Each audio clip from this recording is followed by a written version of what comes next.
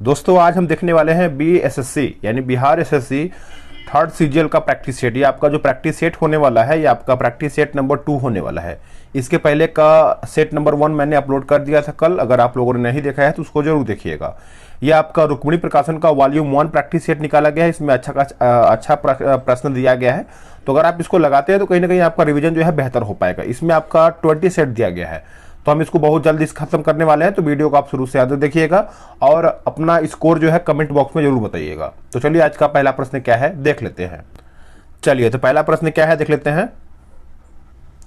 आज का पहला प्रश्न है कि ताजे पानी की सबसे बड़ी झील जो कि लेक सुपीरियर कहां पर स्थित है। लेक सुपीरियर जो है आपका कहां पर स्थित है, तो सभी को पता है ये आपको देखने को मिलता है संयुक्त राज्य अमेरिका में। ए इसका सही आंसर हो जाएगा। देखिए सुपीरियर लेक का जो क्षेत्रफल करीबन देखा है तो आपका 82,100 वर्ग किलोमीटर होता है और सुपीरियर लेक यूएसए एवं कनाडा के मध्य स्थित है, तो आप इसको अच्छे से याद रखिएगा। अगर हम बात करेंगे कि भारत की सबसे बड़ी मीठे पानी की झील कौन सा है, तो आपका बुलर झील है जो कि जम्मू कश्मीर में स्थित है। अगला प्रश्न है क्वेश्चन नंबर 2। निम्नलिखित में से कौन हिंदुस्तानी शास्त्रीय वाद्य संगीत में सुविख्यात थे। तो इसका आंसर आपका हो जाएगा ऑप्शन बी यानी MS सुब्बालक्ष्मी हो जाएगा। बी इसका सही उत्तर हो जाएगा। देखिए MS सुब्बालक्ष्मी प्रथम भारतीय महिला है जो UNA में अपनी कला को प्रदर्शन किया था। तो इसका सही आंसर जो है आपका यहाँ पे हो जाएगा ऑप्शन बी। चलिए नेक्स्ट क्वेश्चन देखेंगे, क्वेश्चन नंबर 3। निम्न में से किसने कम से कम 2 बार नोबेल पुरस्कार प्राप्त किया है। वेरी इंपॉर्टेंट और कहीं ना कहीं ये जो प्रश्न है हमेशा हर एक सेट में देखने को मिलता है। तो आपने आंसर किया होगा option B madam Curie. Madam Curie जो आपने आंसर किया एकदम सही किया है। देखिए इनको 1903 में मिला था भौतिक के क्षेत्र में, फिर उसके बाद 1911 में मिला था इनको रसायन के क्षेत्र में। तो कहीं ना कहीं आप सब लोग याद रखिएगा, इंपॉर्टेंट है मैडम क्यूरी। चलिए नेक्स्ट प्रश्न देखेंगे, क्वेश्चन नंबर 4।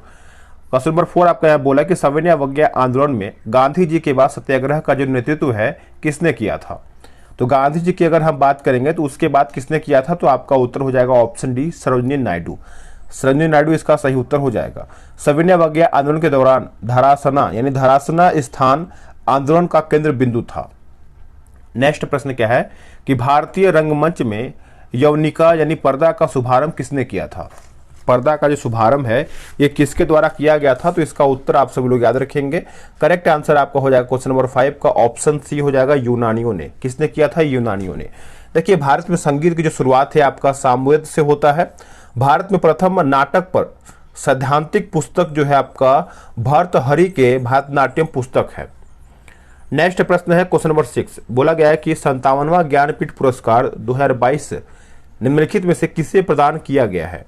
किसको प्रदान किया गया है, तो ये प्रदान किया गया आपका दामोदर माउजो को, यानी ऑप्शन जो है आपका डी सही हो जाएगा। भारतीय संविधान में संसद के दोनों सदनों की संयुक्त बैठक का प्रावधान किस देश के संविधान से प्रेरित है। तो ये कौन से देश के संविधान से प्रेरित है, तो आपको पता ही होगा ऑस्ट्रेलिया से। कहां से, ऑस्ट्रेलिया, यानी ऑप्शन ए इसका सही उत्तर हो जाएगा। देखिए ऑस्ट्रेलिया से आपका क्या क्या लिया गया उसको हम देख लेते हैं। समवर्ती सूची आपका ऑस्ट्रेलिया से लिया गया है और संयुक्त अधिवेशन भी आपका ऑस्ट्रेलिया से लिया गया है।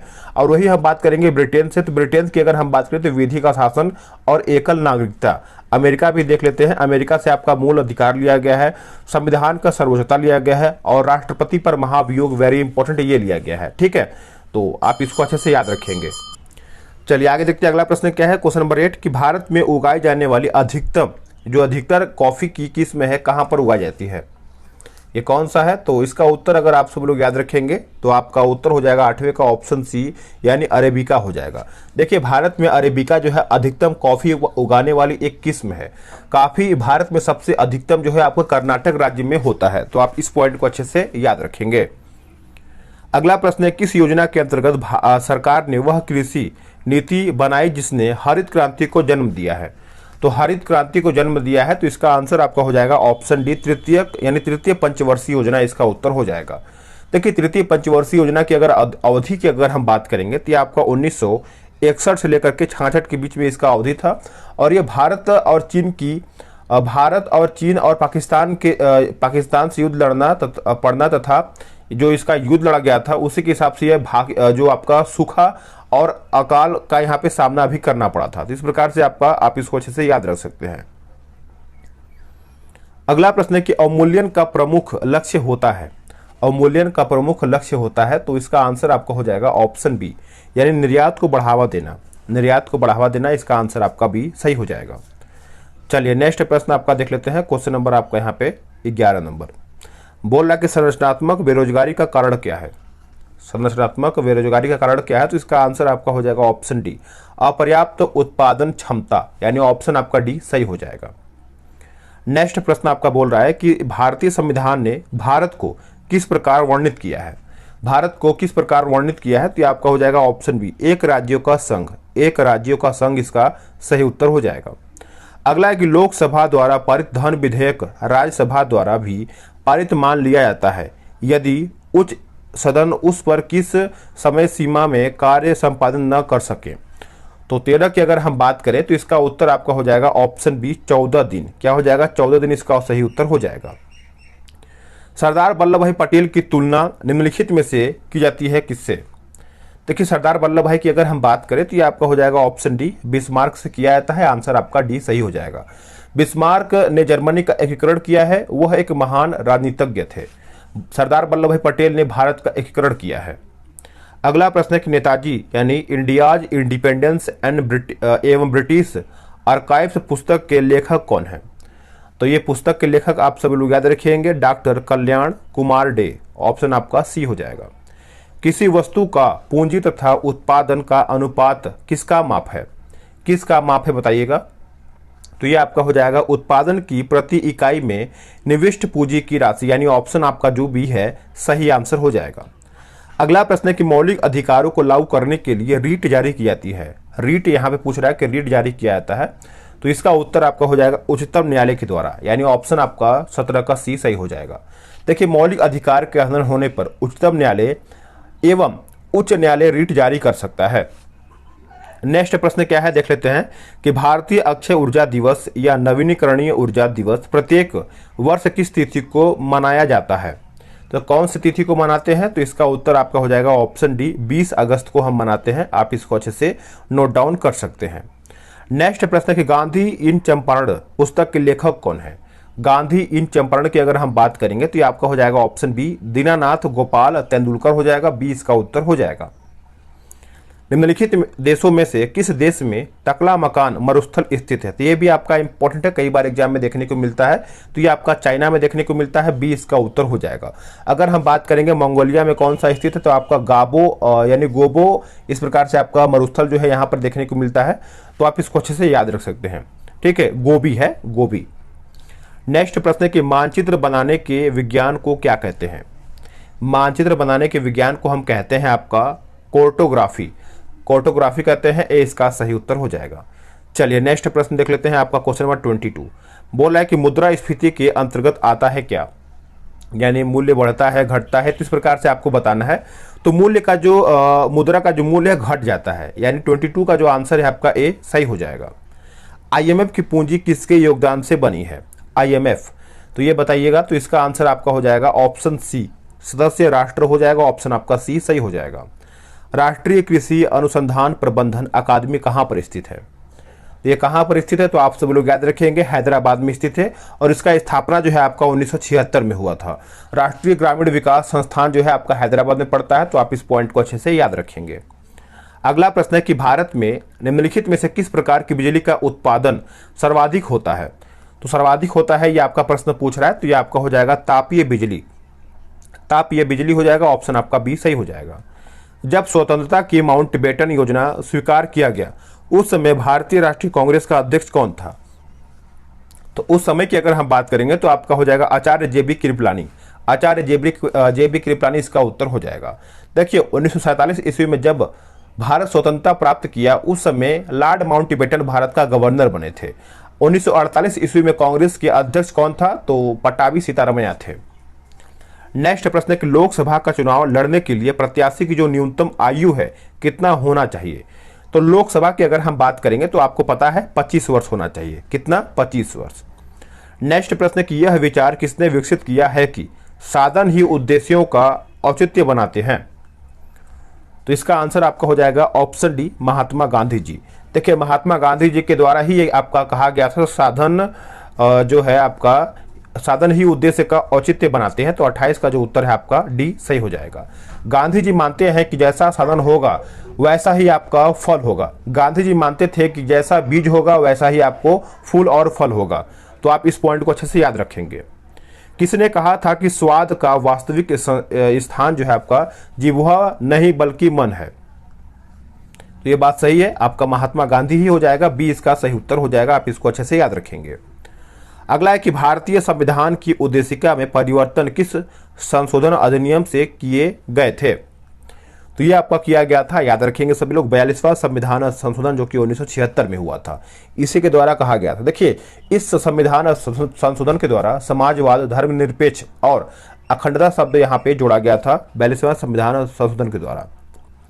अगला प्रश्न है कि संसद के किसी भी सदन के 2 सत्रों के बीच अंतराल किससे अधिक नहीं होना चाहिए? किससे अधिक नहीं होना चाहिए? तो आपका 6 महीने से अधिक नहीं होना चाहिए, 6 महीने के अंदर यहाँ पे हो जाना चाहिए। तो ऑप्शन इस हिसाब के आपका बी सही हो जाएगा। एलोरा में गुफाएं और शैलकृत मंदिर कौन सा है? तो अगर हम एलोरा की बात करेंगे तो इसका उत्तर आप सब लोग याद रखेंगे, हिंदू का है, बौद्ध का है और जैन, यानी ऑप्शन जो है आपका डी सही हो जाएगा। चलिए नेक्स्ट प्रश्न आपका है 33, बोल रहा है कि अकबर के दरबार में सबसे प्रसिद्ध संगीतकार तानसेन का मूल नाम क्या था? Very important. देखिए, तानसेन का आपको नाम पता ही होगा, रामतनु पांडे। रामतनु पांडे इसका उत्तर यहाँ पे हो जाएगा। देखिए, तानसेन जो थे ये किसके शिष्य थे? तो स्वामी हरिदास के शिष्य थे। तो आप सब लोग याद रखेंगे। किस अधिनियम की महत्वपूर्ण विशेषता प्रांतीय स्वायत्तता थी? प्रांतीय स्वायत्तता थी। तो इसका उत्तर आप सब लोग याद रखेंगे। इसका उत्तर आपका हो जाएगा 1935, यानी ए इसका सही उत्तर हो जाएगा। देखिए, भारत शासन जो आपका एक्ट है 1935, भारत में ब्रिटिश काल का सबसे महत्वपूर्ण एक्ट यह माना जाता है 1935। तो आप इसको अच्छे से याद रखेंगे। महाबलीपुरम के 7 पैगोड़ा किसके द्वारा संरक्षित कला के साक्षी हैं? तो इसका उत्तर आपका हो जाएगा ऑप्शन ए हो जाएगा, पल्लवों का, यानी ए इसका सही उत्तर हो जाएगा। नेक्स्ट प्रश्न है कि 1857 के विद्रोह के दौरान भारत का गवर्नर जनरल कौन था? तो यहाँ पे भारत का गवर्नर जनरल पूछ रहा है, तो इसका उत्तर आपका हो जाएगा option B, Lord Canning. Lord Canning Bharat के प्रथम वायसराय भी था। देखिए, प्रथम भारतीय परिषद एक्ट जो 1861 ईस्वी में कैनिंग के समय आया था। 10 मई 1857 को मेरठ में सैनिकों ने विद्रोह किया, जिससे भारत का प्रथम स्वतंत्रता संग्राम माना जाता है। अगला कि महात्मा बुद्ध किस वंश से संबंधित थे? तो महात्मा बुद्ध की अगर हम बात करेंगे तो इसका उत्तर आपका हो जाएगा ऑप्शन सी, शाक्य वंश। शाक्य यानी ऑप्शन सी। निम्नलिखित में से किसको सूर्य की ऊर्ध्वाधर किरणें कभी भी नहीं मिलेंगी? तो 38 का जो उत्तर है आपका हो जाएगा ऑप्शन डी हो जाएगा, श्रीनगर। श्रीनगर हो जाएगा, आप इसको अच्छे से याद रखेंगे।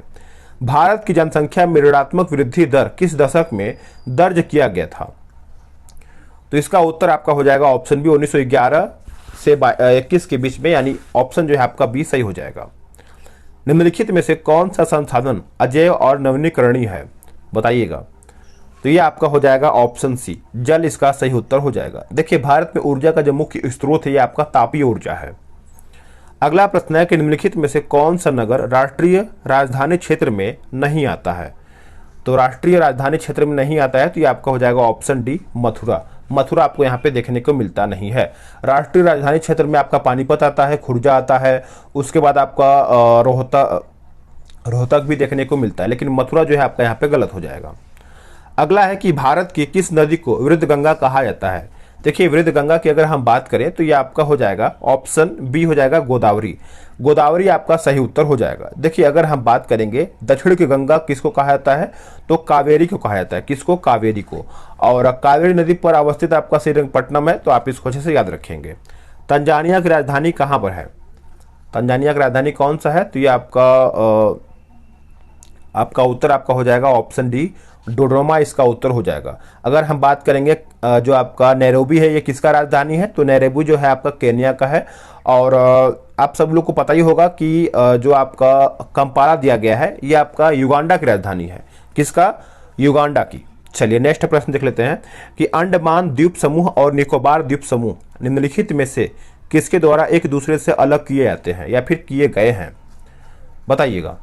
तो इसका आंसर आपका हो जाएगा ऑप्शन 44 का ए हो जाएगा, 10 डिग्री चैनल। 10 डिग्री चैनल हो जाएगा, ए इसका सही उत्तर हो जाएगा। कंप्यूटर के लिए आईसी चिप आमतौर पर बनाए जाते हैं, सभी को पता है कि आईसी चिप आपको सिलिकॉन के ही बनाए जाते हैं। ऑप्शन आपका बी यहाँ पे सही हो जाएगा। नेक्स्ट प्रश्न है कि आतंकवाद से पीड़ितों का अंतर्राष्ट्रीय दिवस हर साल किस तिथि को मनाया जाता है? कौन सी तारीख को यह मनाया जाता है? तो ये आपका 21 अगस्त यानी ऑप्शन सी। नेक्स्ट प्रश्न है 47, क्या बोल रहा है कि मार्च 2022 में जमशेदपुर में आयोजित सैफ अंडर 18 महिला फुटबॉल चैंपियनशिप किसने जीता है? तो ये किसके द्वारा जीता गया है? तो आप सब लोग को पता ही होगा, भारत हो जाएगा। क्या हो जाएगा? भारत, यानी ऑप्शन बी। नेक्स्ट प्रश्न है कि मार्च 2022 में किसे एबल पुरस्कार 2022 किसे दिए जाने की घोषणा किया गया है? तो 48 की अगर हम बात करेंगे तो ये आपका डेनिस पार्नेल सुलिवन हो जाएगा। ऑप्शन आपका सी सही हो जाएगा। पंचायती राज सम्मिलित किया गया है कौन से सूची में? तो ये आपका सम्मिलित किया गया है, आप सब लोग याद रखेंगे, राज्य सूची, यानी ऑप्शन बी। नेक्स्ट प्रश्न कि बिहार सरकार ने किसकी जन्म दिवस को शिक्षा दिवस के रूप में मनाने की निर्णय लिया है? तो इसका उत्तर आपका हो जाएगा 50 का, आप सब लोग याद रखेंगे। आंसर आपका हो जाएगा मौलाना अबुल कलाम आजाद हो जाएगा। सी इसका सही आंसर हो जाएगा। चलिए नेक्स्ट प्रश्न देख लेते हैं। बोल रहा है कि पृथ्वी के वायुमंडल की कौन सी परत रेडियो तरंगों को पृथ्वी के पृष्ठ पर परावर्तित करती है? तो इसका आंसर क्या होगा? इसका आंसर आपका हो जाएगा आयन मंडल। क्या हो जाएगा? आयन मंडल इसका सही उत्तर हो जाएगा, याद रखेंगे। आयन मंडल जो है आपका संचार मंडल की एक संचार मंडल के लिए आदर्श मंडल माना जाता है। अगला प्रश्न है कि निम्नलिखित में से कौन सा युग्म सही सुमेलित नहीं है, यानी गलत कौन सा है? तो अगर हम गलत की बात करें तो ये आपका हो जाएगा पॉलीप्रोपेलिन जो है आपका थर्मोप्लास्टिक, यही आपका गलत हो जाएगा।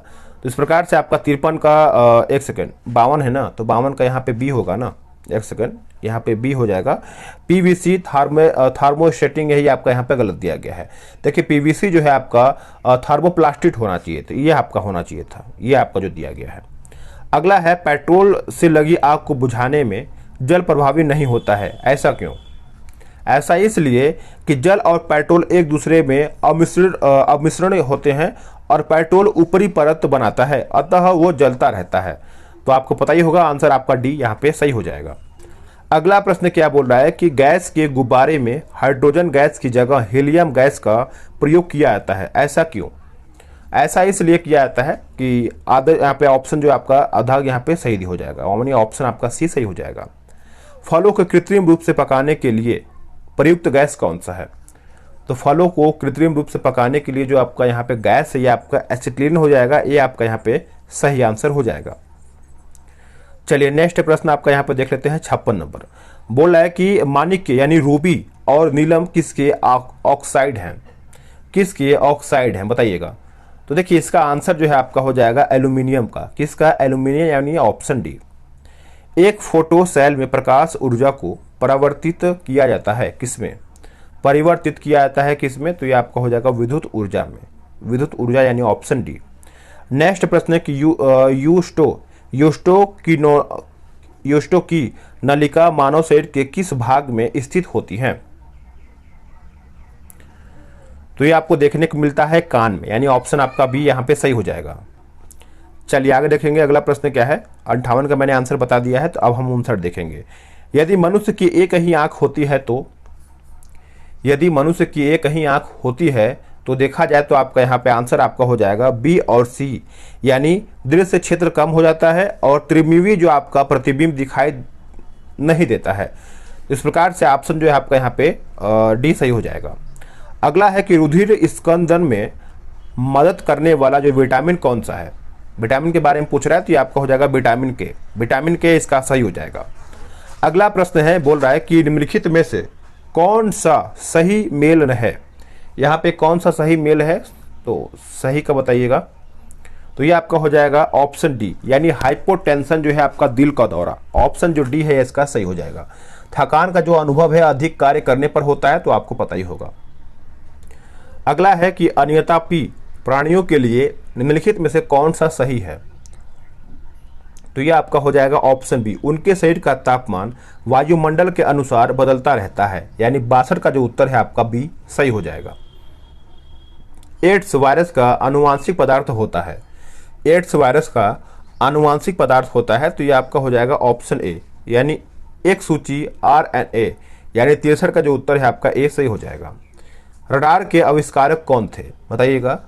रडार के आविष्कारक इसमें से कौन थे, तो सभी को पता है आपका ऑप्शन डी हो जाएगा एच, यानी A.H. टेलर एवं लियो सी यंग हो जाएगा। अगला कि खाने का सोडा का रासायनिक नाम क्या था। खाने का सोडा का रासायनिक नाम आपको पता है सोडियम बाइकार्बोनेट हो जाएगा, ऑप्शन आपका बी सही हो जाएगा। नेक्स्ट प्रश्न है कि परमाणु पाइल का प्रयोग कहाँ पर होता है। परमाणु पाइल का जो प्रयोग होता है ये आपका ताप नाभिकीय संलयन के प्रचलन में होता है, ऑप्शन आपका सी करेक्ट हो जाएगा। नेक्स्ट प्रश्न क्या है देख लेते हैं। नेक्स्ट आपका है 67 नंबर। बोला कि सामान्य प्रयोग में आने वाला मसाला लौंग कहाँ से प्राप्त होता है। तो लौंग की अगर हम बात करेंगे तो आपका फूल की कली से प्राप्त होता है, ऊपर का जो हिस्सा होता है, सी इसका उत्तर हो जाएगा। अगला कि जो पदार्थ जल के संपर्क में आने पर तत्काल कोलाइडी विलयन बना लेता है उसे हम क्या कहते हैं।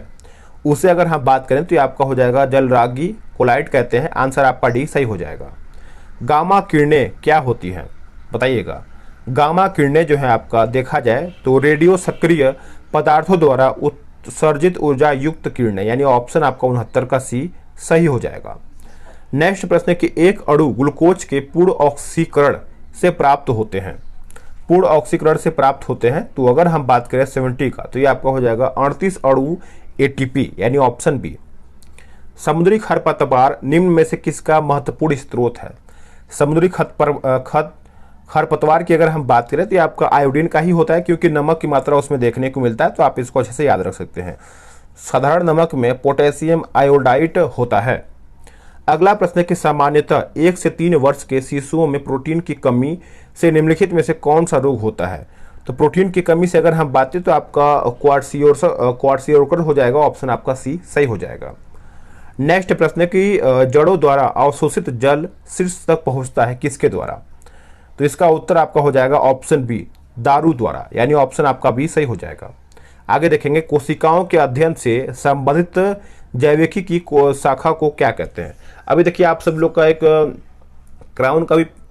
क्राउन पब्लिकेशन का भी प्रैक्टिस सेट भी आया है, तो अगर आप सब लोग कमेंट करेंगे तो क्राउन का भी मैं प्रैक्टिस सेट आपके लिए प्रोवाइड करा दूंगा, ठीक है। चलिए, तो इसका आंसर आपका हो जाएगा साइटोलॉजी, क्या हो जाएगा साइटो, यानी ऑप्शन ए इसका सही हो जाएगा। आखिरी प्रश्न आपका है कि कार्बन डाइऑक्साइड जल में घुलकर कौन सा अम्ल बनाता है। कौन सा अम्ल बनाता है, तो आपका H2CO3 हो जाएगा, ऑप्शन आपका बी सही हो जाएगा। अब इधर आपका मैथ रीजनिंग का क्वेश्चन स्टार्ट हो जाता है, तो इसको हम स्किप करेंगे और आपका जीके का ही पोर्शन कंप्लीट करेंगे।